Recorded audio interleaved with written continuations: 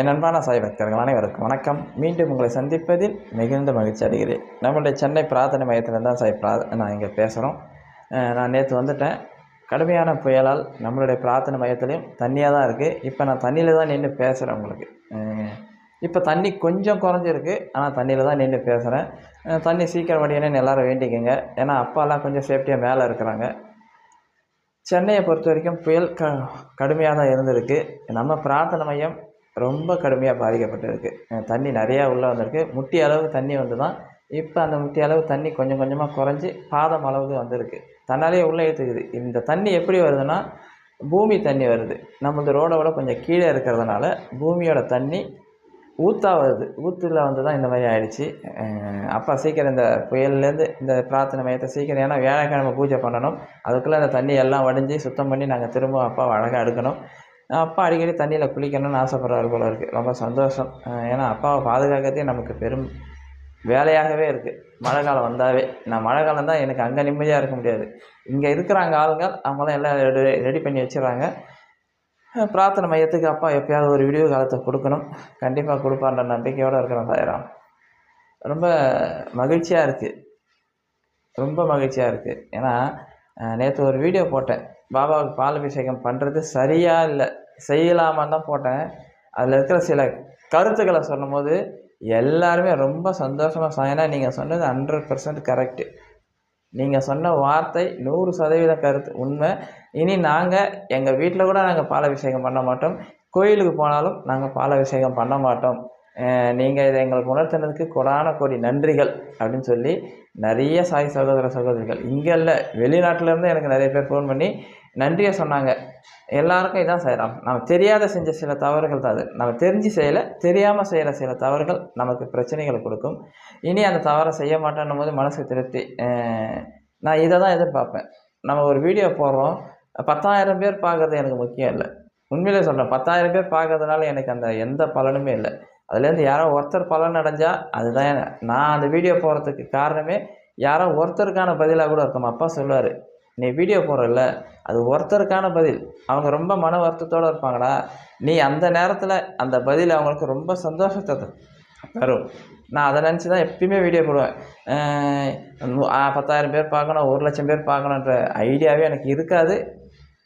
அந்த மாதிரி எண்ணமும் எனக்கு இருக்காது. ஏன்னா நான் போடுற வீடியோ எல்லாமே யாரோ ஒருத்தர் பாபா முன்னாடி உட்காந்து, பா எனக்கு பதில் தெரியலையே, இதுக்கான பதில் என்ன அப்படின்னு யாராவது கேட்கும் போது என்னுடைய வீடியோ அவங்களுக்கு மட்டும்தான் போகும். பொதுவான பக்தர்களுக்கு போகாது. இதை நான் திரும்பவும் சொல்கிறேன், தெளிவாக சொல்கிறேன். என்னுடைய வீடியோ யாராவது மன வருத்தத்தில் இருக்கும்போது தான் அவங்களுக்கு தான் போய் சேரும். அந்த மன வருத்தத்தை அந்த வீடியோ போக்கும். ஏன்னா இதுக்கு ஏராளமான உதாரணங்கள் அப்பா எனக்கு காமிச்சிருக்கிறாரு. சமீபத்தில் ஒரு வீடியோ போட்டேன். பாபாவோட ஸ்டாச்சு சீரடியில் பார்த்துட்டு வந்துட்டு, ஒரு பக்கம் தாடி சின்னதாக இருக்கும், ஒரு பக்கம் தாடி பெருசாக இருக்கும். இது நம்ம வீட்டிலே இருக்கான்னு ஒரு சந்தேகம் இல்லை. ஒரு சாய் சகோதரிக்கு இந்த சந்தேகத்தை ரொம்ப நாளாக இருந்திருக்கு. பாபா எவ்வளோ அழகாக தீர்த்து வச்சுருக்காருன்னு அவங்க மூலியமாகவே நம்ம கேட்டுக்கலாம். பாருங்கள். ஓம் சாய்ராம். நான் திருச்சியில். சாய்ராம். வணக்கம் சாய்ராம். இப்போ நீங்கள் போட்ட பதிவை நான் பார்த்தேன் சாய்ராம். அப்பாவோட முகத்தில் உள்ள ஒரு குறை இருக்குன்றத நீங்கள் பார்த்ததை நான் சீரடியிலேருந்து சாயப்பாவை நான் வாங்கிட்டு வந்து வச்சதுலேருந்து நான் இந்த இதை நான் பார்த்துட்டு தான் இருக்கேன். ஒரு சைடு இப்படி இருக்கே, ஒரு சைடு இப்படி நிறையா இருக்கே, நம்ம தப்பாக சிலையை சரியாக பார்க்காம வாங்கிட்டோமோ அப்படின்றத நான் எப்படியோ எப்போ பார்த்தாலும் அப்பா முன்னாடி உட்காந்துருக்கையில அதை தடவி தடவி பார்ப்பேன். ஏப்பா அவங்களுக்கு இந்த மாதிரி இந்த சைடு மட்டும் இதாக இருக்குது, இந்த சைடு இப்படி இருக்குது, நான் தப்பான சிலையை நான் பார்த்து வாங்கிட்டோனோ அப்படின்றது என் மனக்குழப்பத்தில் நிறைய இருந்துச்சு. ஆனால் நீங்கள் சொல்கிற மாதிரி துவாரகமாய் அப்பா இங்கிட்டு போனால் இங்கிட்டு நம்மளை பார்க்குற மாதிரி இருக்கும், இங்கிட்டு வந்தாக்க இங்கிட்டு பார்க்குற மாதிரி இருக்கும். நான் அவர்கிட்ட பேசுவேன், அப்பா என்னப்பா என்னை எங்கேயும் அங்கேயும் போக விட்டு பார்க்குறீங்களாப்பா அப்படின்னு பேசியிருக்கேன். ஆனால் அந்த சிலையில் நீங்கள் சொன்னது 100க்கு 100 உண்மை. ஆனால் இப்போ இது எனக்காக நீங்கள் இந்த ஒரு இதை அப்பா உறுதி செஞ்சுருக்காரு. இது உங்கள் மூலியமா எனக்கு இதை உறுதி செஞ்சுருக்காரு. சிலையோட வடிவமே இதுதான், தப்பா நான் என்னை வடிக்கலை அப்படின்றது மாதிரி அவர் எனக்கு உணர்த்தியிருக்காரு. இதுதான் உண்மை சாய்ராம். ஆமாம், எனக்கு இது விடை கிடைச்சிருக்கு. நீங்கள் போட்ட வீடியோ எனக்கு இதுக்கான விடையத்தான் நீங்கள் கொடுத்துருக்கீங்க. அப்பாவுக்கு கோடான கோடி நன்றி. ஒவ்வொரு நேரமும் நான் சந்தேகமாக அப்பா பார்த்துட்டே இருப்பேன். அவர்கிட்ட பேசிகிட்டு இருக்கையிலாம் நான் இதை கேட்பேன். என்னப்பா உங்களை இது பண்ணிட்டாங்களா அப்படின்னு. ஆனால் அதுக்கு பாருங்க, நீங்கள் இன்னைக்கு எனக்கு ஒரு சொல்யூஷன் கொடுத்தீங்க பாருங்க. அங்கே தான் நிற்கிறாரு அப்பா. அந்த சந்தேகத்தை போக்குனதுக்கு உங்களுக்கு கோடான கோடி நன்றி சாய்ராம்.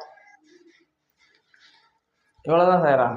இதுதான் நம்ம சாய் பிரார்த்தனை சேனலில் போகிற வீடியோ. மற்றபடி ஏன்னா பாபா என் மூலிமா மற்றவங்க சந்தேகத்தை தீர்ப்பார் தான் நான் நினைப்பேன். எல்லாருக்கும் நிறைய சந்தேகங்கள் இருக்கும். அந்த சந்தேகங்களை தீர்ப்பதற்காக அப்பா இந்த வீடியோக்குள்ளே போடுறது. மற்றபடி பணம் சம்பாதிக்கணும், புகழ் சம்பாதிக்கணும், அந்த எண்ணெல்லாம் எனக்கு இப்போ இல்லை, எப்பயுமே இருக்காது. இதை நீங்கள் பார்க்குறவங்களுக்கு எல்லாருக்குமே தெரியும். ஏன்னா நேற்று அந்த போட்ட அதை இவங்க ஒரு வாய்ஸு இந்த பால் அபிஷேகம் வீடியோவுக்கு கிட்டத்தட்ட நிறைய பேர் வாய்ஸ் மெசேஜ் அனுப்பியிருக்கிறாங்க. அதை போட்டால் இன்னும் டைம் பத்தாது நமக்கு. அது தனியாகவே ஒரு வீடியோ போடணும். அந்த அளவுக்கு சாயனா நீங்கள் இப்போ இல்லை சாயனா நீங்கள் 3 வருஷத்துக்கு முன்னாடியே நீங்கள் சொல்லும் போதே நான் அதை நிறுத்திட்டேன்னு சொன்னவங்க நிறைய பேர். ஏன்னா இது 3 வருஷத்துக்கு முன்னாடி நான் போட்ட வீடியோ பார்த்துட்டு நான் கோயிலுக்கு போவேன், கண்டிப்பாக பால் அபிஷேகம் அங்கே பண்ணுவாங்க, நான் அதில் கலந்துக்க மாட்டேன், பாபாவை கும்பிட்டு மட்டும் வந்துடுவேன். உண்மையான வார்த்தை இது, நீங்கள் சொன்ன வார்த்தை அது. ஏன்னா இது பாபா இப்படி தான் விரும்புவார். பாபாவோட பக்தர்கள் அப்படி தான் இருக்கணும்னு சொல்லி நீங்கள் போட்ட ஒவ்வொரு வீடியோவும் எங்களுடைய வாழ்க்கையை மாற்றி இருக்குன்னு சொல்லியிருக்கிறாங்க. உண்மைதான் சாய்ராம். அப்பாவோட ஆசீர்வாதத்தோடு நம்மளுடைய பிரார்த்தனை மையத்துலேயும் சரி, நம்ம துவாரகமய ஆலயத்துலேயும் பால் அபிஷேகம் எப்பயுமே பண்ணுறதில்ல.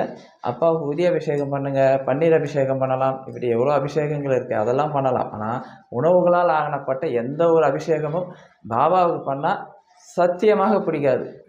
நான் சத்தியம் பண்ணியே சொல்லுவேன். நான் அதில் எனக்கு தைரியம், உண்மை அது. அதனால் நான் அதை பயப்பட வேண்டிய அவசியமே இல்லை. எந்த உணவுகளால் எந்த அபிஷேகம் பண்ணாலும் பாபாவுக்கு பிடிக்காது. அதை நல்லா தைரியமாக புரிஞ்சுக்குங்க. அப்பாவோட ஆசீர்வாதம் உங்களுக்கு கண்டிப்பாக கிடைக்கும்.